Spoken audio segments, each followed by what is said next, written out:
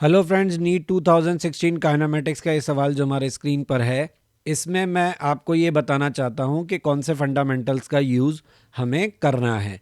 तो यहाँ क्वेश्चन में क्या दिया गया था? क्वेश्चन में हमें दिया गया था कि आर वेक्टर यानी पोजीशन वेक्टर दिया है और जो चारों ऑप्शन थे वो वेलोसिटी और एक्सेलरेशन के बारे में ही बात कर रहे थे।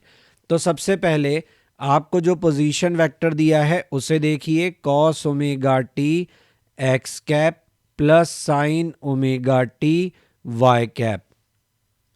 और समझिए कि मैं क्वेश्चन में आगे प्रोसीड कैसे करता हूं, मुझे कैसे पता लगता है कि क्या फंडामेंटल मुझे यूज़ करना है। तो मुझे क्वेश्चन पढ़ के समझ में आया कि वेलोसिटी एक्सेलरेशन की बात होने वाली है।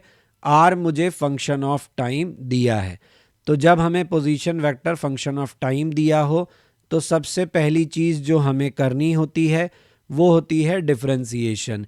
यानी हमें यहाँ पर एक तो डिफरेंशिएशन ऑफ पोजीशन वेक्टर करके वेलोसिटी निकालना है, वेलोसिटी निकालेंगे और उसके बाद वेलोसिटी को डिफरेंशिएट करके हम एक्सेलरेशन निकालेंगे। तो पहली चीज़ तो आपको ये पता होना चाहिए कि ऐसा होता है। दूसरी चीज़ इस क्वेश्चन में जिसकी आपको ज़रूरत पड़ेगी, स्टेप 2 हम कह सकते हैं अपने फंडा की, कि फंडामेंटल में हमें अगले किस फंडे की ज़रूरत पड़ने वाली है। वो ये कि क्वेश्चन में बहुत चालाकी से आई कैप जे कैप को रिप्लेस किया है एक्स कैप और वाई कैप से। तो हमें कंफ्यूज नहीं होना है। जैसे आई कैप एक्स एक्सिस को रिप्रेजेंट करता है, जे कैप वाई एक्सिस को रिप्रेजेंट करता है, तो क्वेश्चन ने आपको थोड़ा सा कंफ्यूज करने की कोशिश की है और x cap y cap use किए। पर ये तो अच्छा है ना, सीधे सीधे ही बता दिया उसने कि वो कौन सी एक्सिस की बात कर रहा है। अब यहाँ हमें आना चाहिए डिफरेंशिएशन किसका? ट्रिग्नोमेट्रिक फंक्शन का। और दूसरा हमें आना चाहिए चेन रूल। तो देखिए, जैसे यहाँ मैंने कॉस ओमेगा टी को डिफरेंशिएट करना है, तो आप देखिए आपको कॉस ओमेगा टी का डिफरेंशिएशन करना है, तो आपको अगर मैं कहूँ आपको कॉस ऑफ हाथी डिफरेंशिएट करना है, मतलब कॉस के साथ में आपको क्या दिया है उससे फ़र्क नहीं पड़ना चाहिए। पहले तो आपको चेन रूल ये कहता है कि कॉस का डिफरेंशिएशन आप करो, वो आपको आता है, तो माइनस साइन हाथी, ये कॉस हाथी का डिफरेंशिएशन आएगा। हाथी से मेरा मतलब यहाँ पर ये है कि आपको यहाँ क्या दिया हुआ है अंदर कॉस के, उसको छोड़ो, सबसे पहले कॉस का डिफरेंशिएशन करो। ट्रिग्नोमेट्रिक फंक्शन का डिफरेंशिएशन आता है, ठीक है। उसके बाद किसको डिफरेंशिएट करो? हाथी को, मतलब जो अंदर दिया हुआ है। तो जैसे यहाँ कॉस ओमेगा टी में ओमेगा टी अंदर दिया हुआ था, तो हमने कॉस का डिफरेंशिएशन किया, क्या आया? Minus sign omega T. और उसके बाद हमें किसे डिफरेंशिएट करना है? ओमेगा टी को। ओमेगा टी के डिफरेंशिएशन से हमें मिलेगा ओमेगा, क्योंकि ओमेगा कांस्टेंट है, केवल टी डिफरेंशिएट होगा तो फाइनली हमें मिलेगा minus omega sine omega t. यानी डिफरेंशिएशन की दो चीज़ें काम आई, trigonometric function and chain rule.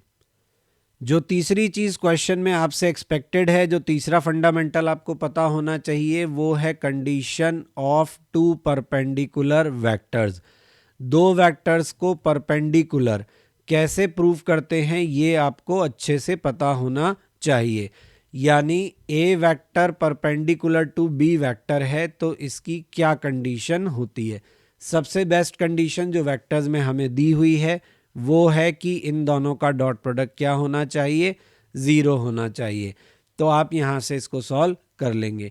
तो these are the things, these are the fundamentals जो क्वेश्चन में रिक्वायर्ड थे। अब सही ऑप्शन के लिए जो सबसे बढ़िया चीज़ क्वेश्चन में मुझे लगी वो है दो ऑप्शन सेम दिए जिनमें 50% पार्ट सेम है, लेकिन फैसला इस बात से नहीं हो, वो था ये बताना कि एक्सेलरेशन अवे फ्रॉम ओरिजिन होगा या टुवर्ड्स ओरिजिन होगा। इस बात का पता आपको तब तक नहीं चलेगा जब तक कि आप ये ना निकाल लो कि एक्सेलरेशन जो है वो एंटी पैरेलल है आपके आर वेक्टर यानी पोजीशन वेक्टर के। For more information you can watch full solution on my channel, है ना, वहाँ आप देख सकते हो, मैंने इसका पूरा सोल्यूशन डाला हुआ है कि कैसे एंटी पैरेलल टू आर आया।